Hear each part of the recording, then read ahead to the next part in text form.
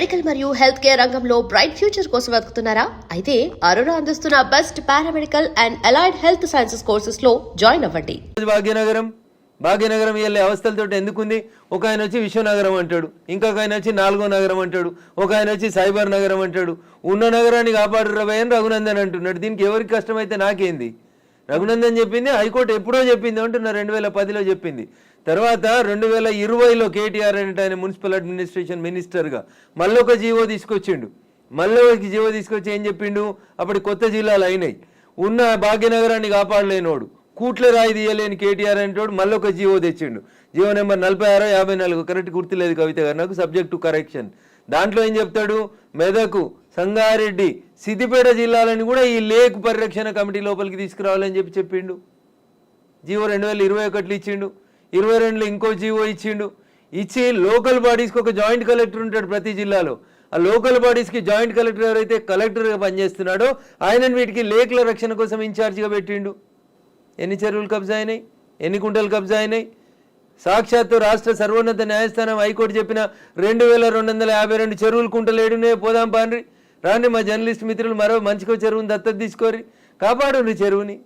రఘునందన్ ఏదో మాట్లాడుతూ ఉన్నాడు, రఘునందన్ హైడ్రాకి సపోర్ట్ చేస్తూ ఉన్నాడు, బీజేపీ ఎల్పీ లీడర్ వద్దన్నాడు. చెరువులో కట్టమని చెప్పిండా మా ఎల్పీ లీడరు? మా ఎల్పీ లీడర్ చెప్పిండు కదా, ఆ ఫాతిమా కాలేజ్ సల్కం చెరువులో కట్టిందని కూలగొట్టమన్నాడు. దాని గురించి ఎందుకు మాట్లాడారు? ఎవరిని బెదిరించినాం? మీ దగ్గర జేసీబీలు లేకపోతే మేము జేసీబీలు ఇస్తామో అని చెప్పినాం, ఇస్తామో అని చెప్పినాం. కిరాయి లేకుండా ఫ్రీగా ఇస్తామో నంబుల్లో జరులు, తప్పేముంది అందులో? మా ఎల్పీ లీడర్ గది మాట్లాడింది చూసిన నేను మాట్లాడిందని మా ఎల్పీ లీడర్ ఏడో కాంట్రాడిక్ట్ చేయలేదు. ఏం చేసిర్రు? కేవలం పెద్దల్ని కాపాడడానికి, పేదల కోసం ఫైట్ అనేది దీన్ని యాక్చువల్ గా ఎలా చూస్తున్నారు? పల్లంరాజు అంటే పేదోడా పెద్దోడా? పల్లంరాజు ఏ పార్టీలో ఉన్నాడు? నాగార్జున అనేటోడు పెద్దోడా చిన్నోడా? ఏం మాట్లాడతారు మీరు? మల్లారెడ్డి కాలేజీ కూలగొట్టొద్దా? మీరు పొందడం లేని ప్రశ్నలు అడగొద్దు. ఎవడు పెద్దోడు ఎవడు పేదోడు? చెరువులో కట్టినోడు పెద్దోడు అయితేంది, పేదోడు అయితేంది. చట్టం ముందు అందరు సమానలే అని ముచ్చట చెప్తాం కదా మనం అందరం. మరి పెద్దోడు అయితేంది, పేదోడు అయితేంది? వాయనాడు ఎందుకు కొట్టుకుపోయింది? 4 రోజుల కింద ఎందుకు కొట్టుకుపోయింది? ఇదే NDRAలు, నేషనల్ డిజాస్టర్ రెస్పాన్సిబుల్ టీములు అన్నీ కూడా, నేషనల్ డిజాస్టర్ మేనేజ్మెంట్ టీములు కూడా అన్నీ ఏం చెప్పినాయి? అక్కడ తొలగించుర్రు ఆ కట్టడాల, చెరువులు కడ్డంగా, గుట్టలు కడ్డంగా, కొండలు కడ్డంగా కట్టినాయి అని చెప్పారు. తొలగించిరా? తొలగించలేదు. తొలగించకపోతే ఏమైంది? పార్లమెంట్ నడుస్తున్నప్పుడు లాస్ట్ మంత్లో చూస్తున్నాగా మనుషులు కొట్టుకుపోయారు కదా, ఊర్లు కొట్టుకుపోయినాయి కదా. మీరు ఎందుకు ప్రకృతిని విధ్వంసం చేస్తారు అంటున్నా. ఎవరిచ్చారు మీకు ఆ రైట్? ఒక సైన్స్ టీచర్ అడుగుతున్నా, పక్కకు పెట్టి రఘునందన్ ఎంపీ బీజేపీ మెదక్ పక్కన పెట్టి మాట్లాడుతున్నా. పర్యావరణ హితం కోరుకునే ఒక సైన్స్ టీచర్గా మాట్లాడుతూ ఉన్నా నేను. ఎకలాజికల్ ఇంబ్యాలెన్స్ జరగొద్దు అని చెప్తా ఉన్నా. ఎకలాజికల్ ఇంబ్యాలెన్స్ జరుగుతూనే ఈ వరదలు వస్తూ ఉన్నాయని చెప్తున్నా. వీళ్ళు ఎందుకు విలవిల్లాడుతుంది దేశమంతా? ఎందుకు విలవిల్లాడుతూ ఉంది? ఈ మాటని 1917లో ఒక రష్యన్ ఎడ్యుకేషన్ హిస్టరీ చెప్తాడు టిఆర్ మాల్తూస్. ఏమని చెప్తాడు? మనుషులు 2 × 2 4 అవుతారు, 4 × 4 16 అవుతారు, 16 × 16 326 ఇట్లా పెరుక్కుంటూ పోతా ఉన్నారు.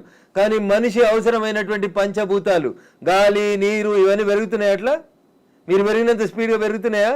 పెరుగుతలేవు. కాబట్టి ఏ డే విల్ కమ్, భూమి తనకు బరువు ఎక్కువ అయిన రోజు జనాభాని మనం నియంత్రించకపోతే తానే నియంత్రిస్తుంది అని చెప్పి 1917లో ఒక రష్యన్ ఎడ్యుకేషన్ హిస్టరీ చెప్తే, 10th క్లాస్ బయాలజికల్ సైన్స్లో పాపులేషన్ ఎడ్యుకేషన్ అనే పాఠం పిల్లలకి చెప్పడాన్ని ఆచరిస్తామని ఒక స్టూడెంట్ అడిగితే ఆచరిస్తా అని ఒక కూతురికే కన్ఫైన్ అయిన ఒక టీచర్గా అడుగుతున్నాడు. నేను ఇలా ఈ ప్రకృతిని విధ్వంసం చేసే హక్కు నీకెక్కడిది?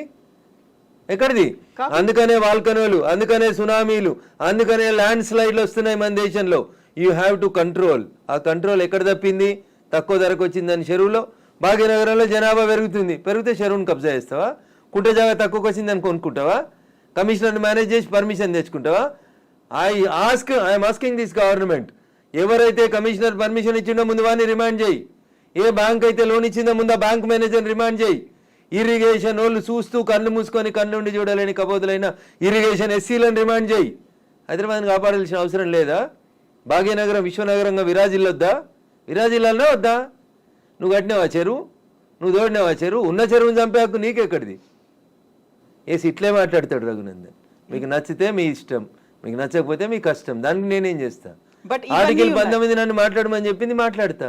మీరు నేను మాట్లాడితే ఆ పక్కన ఉన్నాయని ఏం మాట్లాడితే నాకేంది? ఎగ్జాక్ట్లీ ఇవన్నీ ఉన్నాయి. కాకపోతే పెద్దోడా? కోర్టు కేసులనే భారతదేశ సర్వోన్నత న్యాయస్థానం చెప్పింది, సుప్రీంకోర్టు చెరువులు కుంటలు నాలాలు ఎవడు కబ్జా చేసినా నిర్దాక్షిణ్యంగా గులగొట్టమని చెప్పింది. ఈ దేశంలో సుప్రీంకోర్టు కంటే పెద్ద కోర్టు ఏంది? ఏం కోర్టు ఉంది అంటున్నా? ఎవరు పడితే వాళ్ళు స్టే ఎట్లా ఇస్తారు? ఎవరు ఇచ్చారు మీకు అధికారం? సుప్రీంకోర్టు చెప్పింది వినాలని హైకోర్టులకు లేదా? ఏం వినాలే? మొన్న వేరు కదా హైకోర్టుకు అనురాగ్ యూనివర్సిటీ వాళ్ళు. ఆయన కాయిదాలు చూసి వారం రోజులు టైం ఇచ్చి తహసీల్దార్ను ఒకవేళ ఎఫ్టీఎల్ ఉంటే తీసేయమని చెప్పిండ్రు. దానికి విద్యార్థులను అడ్డం పెట్టుకొని ఒక ఆయన, వెంచర్ను అడ్డం పెట్టుకొని ఇంకొక ఆయన, రాజకీయ నాయకులను అడ్డం పెట్టుకొని ఇంకొక ఆయన, ముఖ్యమంత్రి అన్నున్నాడని ఇంకొక ఆయన, ముఖ్యమంత్రి అన్నున్న కాలనీ అది దుర్గం చెరువు లేఅవుట్ కాదా? అది ఎట్లా లేఅవుట్ చేసిర్రు? అప్పుడు పర్మిషన్ ఇచ్చిన జిహెచ్ఎంసీ కమిషన్ని తెచ్చి ప్రాసిక్యూట్ చేయాలి కదా. దుర్గం చెరువు ఎన్ని ఎకరాలు ఉండాలి? వీళ్ళు ఎన్ని ఎకరాలు ఉంది? ఒక కొత్త చెరువు కట్టే సూరత్ లేదు కానీ ఉన్న చెరువులు మింగి రేపు భవిష్యత్ తరాల పిల్లలకి ఏమిద్దాం అనుకుంటారు మీరు? ఏమిస్తారు? బంజారా హిల్స్లో, జూబ్లీ హిల్స్లో కొండల్ని కంకర మిషన్లు పెట్టి పిండి చేస్తూ ఉన్నారు దుర్మార్గులైన రాజకీయ నాయకులు. ఆపున్నా పర్మిషన్స్ అని రేవంత్ రెడ్డి గారు. ఎందుకు ఆపవు? నీ పార్టీలో చేరింది ఎందుకైనా? ఎందుకు ఆ కొండలు ఎందుకు కొడుతుర్రు? ఆపుర్రా కొండలన్నింటిని కొట్టే వాటిని. ఇది ఇప్పటికిప్పుడు జరుగుతున్న విషయం కాదు, ఏళ్ల తరబడి రాత్రికి రాత్రి జరిగింది కూడా కాదు. ఎవరో ఒకరు మొదలు పెట్టాలా? ఎందుకు జరగలేదు? ఎవరో ఒకరు, అరే ఇంతకాలం నువ్వు గడ్డి తిన్నావు, ఇలానే అన్నం తింటున్నావు, it is wrong in it. మీరు గడ్డి తిన్నారు కాబట్టి నేను గడ్డి తినాలనా? నాకంటే ప్రభుత్వం ముందు తప్పు చేసింది కాబట్టి నేను తప్పు చేయాలనా? Once again I'm telling I'm not supporting Revanth Reddy. ఊరు బాగుండాలా వద్దా? పిల్లలు మీ కళ్ళ ముంగట వాయినాల్లో కొట్టుకుపోయినట్టు బురదలలో కొట్టుకుపోవాలని కోరుకుంటురా? నేను కోరుకుంటలేను. నా భాగ్యనగరం బాగుండాలని కోరుకుంటున్నా. ప్రపంచానికి హైదరాబాద్ ఒక కీర్తి ప్రతిష్టలు ఇచ్చిన నగరం. 400 సార్లుగా చరిత్ర ఉంది దీనికి. ఇంత మాట్లాడతారు. అసలు భాగ్యనగరాన్ని బాగమతి నది ఒడ్డున కట్టినప్పుడు ఎందుకు కట్టిర్రు? అప్పుడు ఏమైనా వరదలు రాలేదా? మూసికి వరదలు రాలేదా? అప్పుడు ఏం తెలుసా హైదరాబాద్ చరిత్ర వీళ్ళకి మాట్లాడేటోళ్ళకి? ఈ ముఖ్యమంత్రి వచ్చి మూసి ప్రక్షాళన అంటాడు, ఆ ముఖ్యమంత్రి వచ్చి కాళేశ్వరం అంటాడు, ఈయన 1,00,000 కోట్లు అంటాడు, ఆయన 1,00,000 కోట్లు అంటాడు. నేను వాళ్ళ కమిషన్ల కోసం మాట్లాడతలేను. నేను మల్లారెడ్డి గారు కడితే గులగొట్టుర్రి, పల్లారాజేశ్వరరెడ్డి గారు కడితే గులగొట్టుర్రి, నాగార్జున గారు గులగొడితే నేను కదా అందరికంటే ముందు మాట్లాడింది. కోర్టు స్టే ఇచ్చిందంటే ఎట్లా ఇస్తుంది కోర్టు అని అడిగిన. బరాబర్ అడుగుతా నేను. పొద్దున 6 గంటలకు కూలగొట్టుడు మొదలు పెడితే మధ్యాహ్నం లంచ్ మోషన్ అయింది, 3 గంటలకు స్టే అయింది. అది స్టే అని మీడియా మిత్రులు తప్పు రిప్రజెంట్ చేసిరు. స్టేటస్కో ఇచ్చింది, అది కూడా కరెక్ట్ కాదంటే నేను జడ్జి గారి ముందు కూడా ఇట్లా వాదిస్తా. నేను కూలగొట్టాలి అంటున్నా. 2014లో చెప్పింది అంటున్నా ఆంధ్రప్రదేశ్ ఉమ్మడి హైకోర్టు. ఏమని? ఎన్ కన్వెన్షన్ సర్వే చేయమని చెప్పింది హైకోర్టు. సర్వే చేసి హెచ్ఎండిఏ 2016లో రిపోర్ట్ ఇచ్చింది. అందులో 3.5 ఎకరాల ఎఫ్టీఎల్ బఫర్ జోన్ ఉందని. 2016 నుంచి ఇలా ఎందుకు కూలగొట్టలేదు అంటున్నా. కోర్టు ఉత్తర్వులను ఎందుకు ఉల్లంఘించారు? ఏం జరిగింది అనుకుంటున్నారు మీరు? ఏం జరుగుతుంది? వాళ్ళ కోడలు బ్రాండ్ అంబాసిడర్ అయింది చేనేతకి. ఆమెకి చేనేత తెలియదు, చీర తెలియదు. ఆమె తెచ్చి బ్రాండ్ అంబాసిడర్ చేసారు. ఆ సంబంధాలు ఏం సంబంధాలు వాళ్ళు చెప్పాలి, అప్పుడు ఉన్న వాళ్ళు చెప్పాలి. నాకేం తెలుస్తుంది? వాళ్ళకి ఆ రంగుల లోకంతో ఉన్న రక్త సంబంధం ఏందో వాళ్ళు చెప్తే బాగుంటుంది. నానోరు ఎందుకు ఖరాబ్ చేస్తారు? రంగుల లోకంతో రక్త సంబంధం అలా అనుకుంటే కేవలం ఎన్ కన్వెన్షన్ నాగార్జున దాని మీదే ఉంటుందా? ఇప్పటికి పద్మాలయ స్టూడియో మీద లొల్లి పెట్టింది రఘునందన్. ఇదే హరీష్ అని 6 అడుగులు ఉన్నాడు మాట్లాడిండు. మళ్ళీ పర్మిషన్ ఎట్లా ఇచ్చారు ప్రభుత్వం రాగానే? లాంకో హిల్స్ వక్ఫ్ భూమిలో ఉన్నారు. 10 ఏళ్ళు అధికారంలో ఉన్నాడు కేసీఆర్ అంటే. ఆయన ఒక రోజైనా మాట్లాడండి ఆ వక్ఫ్ భూముల గురించి. లగడపాటి కడుతుండని చెప్పి లాంకో హిల్స్ అంతా వక్ఫ్ భూములు దున్నుతాం, పల్గొడతాం, ఇరుగొడతాం అన్నారు. పర్మిషన్ ఎవరు ఇచ్చారో తెలుసా కవిత గారు? పద్మాలయ స్టూడియోలో అపార్ట్మెంట్లు కట్టుకోవడానికి పర్మిషన్ ఇచ్చింది ఇదే గౌరవనీయులు కేసీఆర్ గారు, కేటీఆర్ గారు, హరీష్ రావు గారు. ఆ రక్త సంబంధం ఏందో అడుగుండ్రు. జర్రంత అవతలకి పోతే ఎంఆర్ ప్రాపర్టీస్ అని ఒకటి ఉంటాయి. ఎంఆర్ ప్రాపర్టీస్లో రైతులు, తెలంగాణ రైతులు మా భూములు పోతున్నాయని ఏడిస్తే వాళ్ళకి పైసలు ఇప్పిస్తామని స్పీచ్లు ఇచ్చిండు. ఇదే కేటీఆర్, అదే హరీష్ రావు, అదే కేసీఆర్ అన్నట్టు. ఆయన 10 ఏళ్ళు మంత్రులుగా పదవి అనుభవించారు. ఎన్నడన్నా ఎంఆర్ ప్రాపర్టీస్లో భూములు కోల్పోయిన రైతుల గురించి మాట్లాడేందుకు వీళ్ళకి నోరు వచ్చిందా? ఎందుకు రాలేదనుకుంటారు కవిత గారు? కారల్ మార్క్స్ అని కమ్యూనిస్టు సిద్ధాంతకర్త చెప్తాడు, మానవ సంబంధాలన్నీ ఆర్థిక సంబంధాలనే చెప్తాడు. అందుకనే రాఘవేంద్రరావు సినిమాక్స్ని ముట్టలేదు టీఆర్ఎస్ పార్టీ. పద్మాలయ స్టూడియోస్లో అపార్ట్మెంట్లు కడుతుంటే సపట్లు కొట్టిర్రు. ఎంఆర్ ప్రాపర్టీలో తెలంగాణ రైతులు మునిగిపోతే నోరు మూసుకున్నారు. నాలాంటి ఎవడో మాట్లాడాలి కాబట్టి మాట్లాడడం మొదలు పెడతా ఉన్నాం. I stand for the poor only. నేను ఇప్పుడు ఈ రాష్ట్ర ప్రభుత్వాన్ని డిమాండ్ చేస్తా ఉన్నా. కానీ నేను అమ్ముతురు కదా కోకాపేటలో ఎకరం 100 కోట్లు పెట్టి. 100 ఎకరాలు అమ్మిండ్రు కదా. ఆ పక్కన ఇంకా 150 ఎకరాలు ఉంది ప్రభుత్వ భూమి. ఇప్పుడు ఈ ఇండ్లు పోతున్న వాళ్ళందరికీ ఒక 25 ఎకరాలు లేఅవుట్ చేయండి. ఈ పేదోళ్ళందరికీ మనిషికి 100 గజాల స్థలం ఇయ్యండి. ప్రధానమంత్రి ఆవాస్ యోజన కింద ఇంటి పైసలు 5 లక్షలు ఇయ్యండి. ఇందిరమ్మ ఇంటి కింద నువ్వు 5 లక్షలు.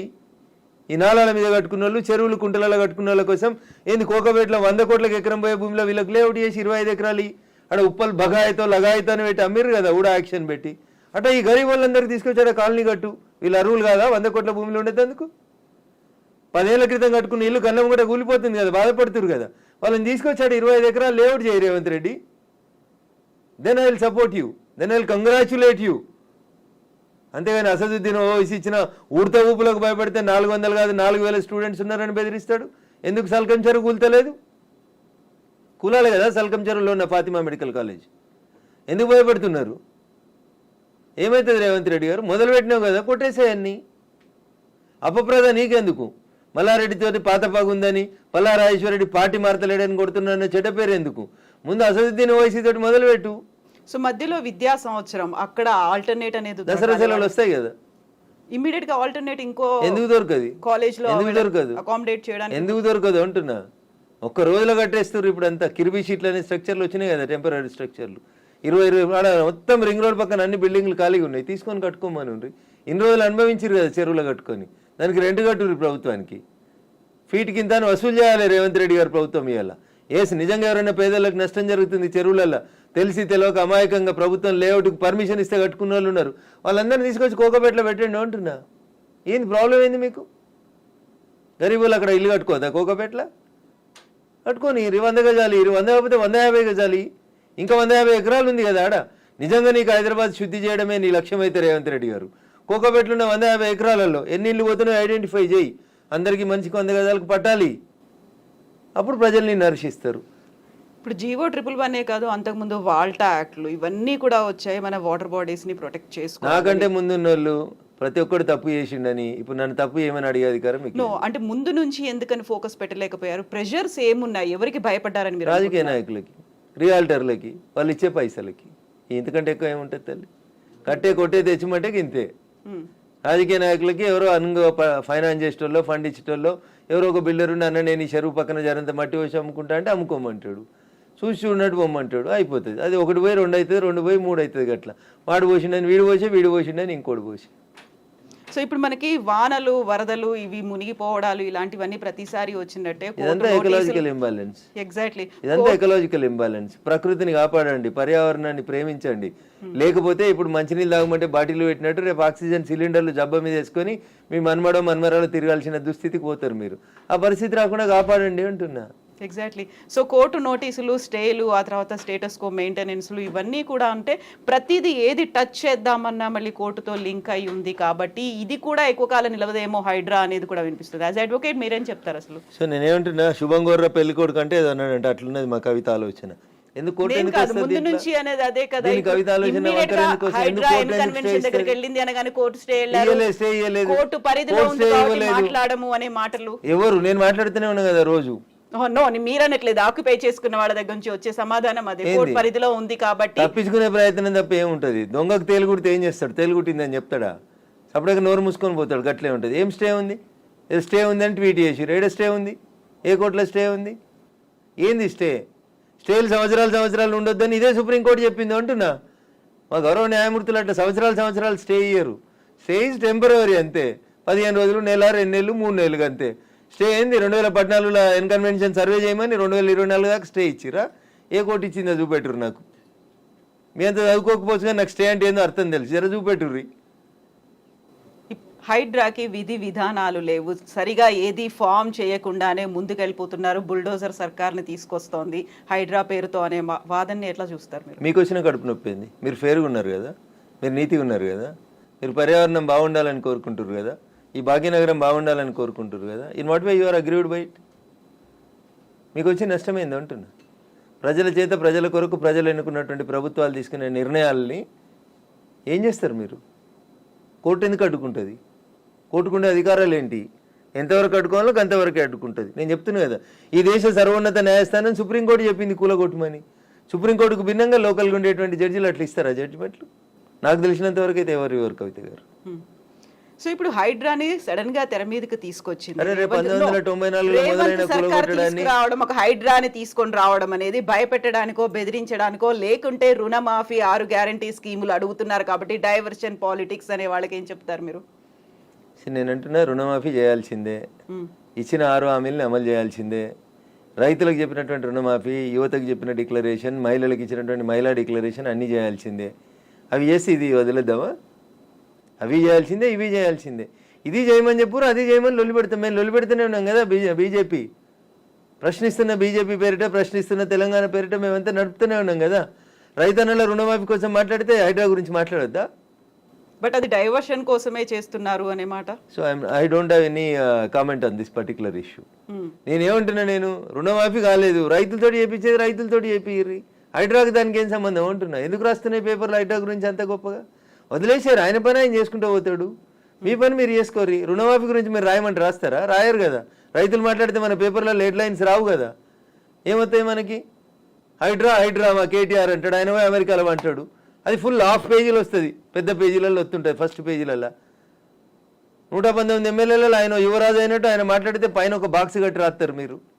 ఆయన కట్టిన జన్వాడ ఫామ్ హౌస్ నాది కాదని స్టేట్మెంట్ మారుస్తాడు. ఒక్క మీడియానైనా రాసిందా? రేవంత్ రెడ్డి అన్నట్టు ఆయన అరెస్ట్ చేసిన రోజు ఈ ఫామ్ హౌస్ నాది, ఇగో దాని మీద డ్రోన్ ఎగిరేసినావు, ఇగో క్రైమ్ నెంబర్ ఇంత, నార్సింగ్ పోలీస్ స్టేషన్ అని తీసుకొచ్చి ఒక్కరైనా రాసిరా మా జర్నలిస్ట్ మిత్రులు? ఇవాళ అది నోరా మోరా, ఇది నాది కాదు నా దోస్తుంది అని చెప్తే ఎందుకు రాయారు? ఆ రోజు స్టేట్మెంట్ ఈ రోజు స్టేట్మెంట్ రెండు పక్క పక్కన పెట్టి ఎందుకు చూపాయించారు? ఎలక్ట్రానిక్ మీడియాలో ఎందుకు చూపెట్టారు? ఎందుకు చూపెట్టరు అంటున్నా. ఎవరా దోస్తు? ఎందుకు నీకు లీజుకి ఇచ్చిండు? ఆయనకు నీకున్న వ్యాపార సంబంధాలు ఏంది? అది కదా మీరు బయట పెట్టాల్సింది. మునిపోయిన కంపెనీకి వారసుడు కదా ఆయన, నీకు జాగి ఇచ్చిన ఆయన, లీజ్ ఇచ్చిన ఆయన. 8,000 కోట్లు ఎగ్గొట్టిర్రాళ్ళు ఈ దేశంలో. అది మాట్లాడుకుందాం గట్లా. ఇవి మాట్లాడితే మంచిగా ఉంటాయి కదా. కవిత గారు ఆయన డింగ్ డింగ్ అని ఎగురుకుంటూ పోయి జొన్నవాడ ఫామ్ హౌస్ ఆ రోజు ఎందుకు చేసినావు? డ్రోన్లు ఎగురుతలేవా? తెలంగాణలో డ్రోన్ ఏడా ఎగురుతలేదా? డ్రోన్ ఎగిరేస్తే తప్ప ప్రతి పెళ్లిలో డ్రోన్ ఎగురుతుంది, ప్రతి బరాతులో డ్రోన్ ఎగురుతుంది, ప్రతి శ్రీరామనవమికి డ్రోన్ ఎగురుతుంది, ప్రతి వినాయక చవితికి లేకుండా ప్రైవేట్ ప్రాపర్టీ మీద ఎగరడం అనేది నీది కాదు కదా ప్రాపర్టీ. నువ్వెందుకు కంప్లైంట్ ఇచ్చినావు? నీకెందుకు కడుపున వచ్చింది? జన్వాడ ఫామ్ హౌస్ నీది కాదు కదా, నీ దోస్తుంది కదా. ఒక ఎంపీ పార్లమెంట్ నడుస్తుంటే ఢిల్లీకి వెళ్ళి హైదరాబాద్కి పోతే ఎయిర్పోర్ట్కి వెళ్ళి పట్టుకొచ్చి రిమాండ్ చేసారు కదా నార్సింగ్ పోలీసు వాళ్ళు. అప్పుడు ఎందుకు చేసినావు? నీది కాని ఫామ్ హౌస్లో, నీ దోస్తు ఫామ్ హౌస్లో ఎవరు నీ దోస్తు పేరు చెప్పు, ఆయనకు ఆస్తి ఎక్కడిదో చెప్పు, ఏ కంపెనీ పెట్టి షేర్లు ముంచిరో చెప్పు, ఏ కంపెనీ పెట్టి వాళ్ళు నాయన జైలుకి పోయిండో చెప్పు, గవి చెప్పు కదా. వాస్తవాలు జనాలకి తెలియకుండా చేస్తారు కాబట్టి నాలంటోడు మాట్లాడాల్సి వస్తుంది. హైడ్రామా అన్నారు, ఎవరు చేస్తున్నారు హైడ్రామా? అన్నోడు చేస్తున్నాడు అంతే. ఎవడు అన్నోడు? ఎవడు పేరు చెప్తా చెప్తావా? వాని చరిత్ర ఏందో చెప్పిపోతే. మీరు అన్నారు ఇప్పుడు హైడ్రామా చేస్తున్నారని. నేను చెప్పలేదు, ఆ పొరపాటున కూడా అనలే. హైడ్రా వాళ్ళ పనులు చేసుకుంటూ పోనీరు అంటున్నా. సల్కం చెరువును గులగొట్టిన రోజు రంగనాథ్ సంగతి అడుగుతాను, రేవంత్ రెడ్డి సంగతి కూడా అడుగుతా. మొదలు పెట్టగానే అడ్డమైంది కాలాల కట్టే పెడతారు అంటున్నా. మల్లారెడ్డి కాలేజీని గులగొట్టకపోతే అడుగుతా నేను. స్టే ఇస్తే కోర్టుకు ఆర్గ్యూ చేస్తా, స్టే వేకెట్ చేయమని ఆర్గ్యూ చేస్తా. తప్పేముంది అందులో? నీతిగా ఉన్నా, నిజాయితీగా ఉన్నా కాబట్టి నిజాయితీ వైపే ఉన్నా, ధర్మం వైపే ఉన్నా, మా పార్టీ గట్టే ఉండమన్నది. గిట్లే మాట్లాడితే గడిదిక్కే ఉంటా. పేదవాళ్ళకు నష్టం అవుతుంది. రేవంత్ రెడ్డి దగ్గరికి పోతాం, లొల్లి చేస్తాం, కూలిపోతున్న వాళ్ళ కోసం అక్కడ లేఅవుట్ 25 ఎకరాలు చేయమని అంటుతాం. అది ధర్మం. అది కడుపు కాలినందుకు నిలబడతా ఖచ్చితంగా.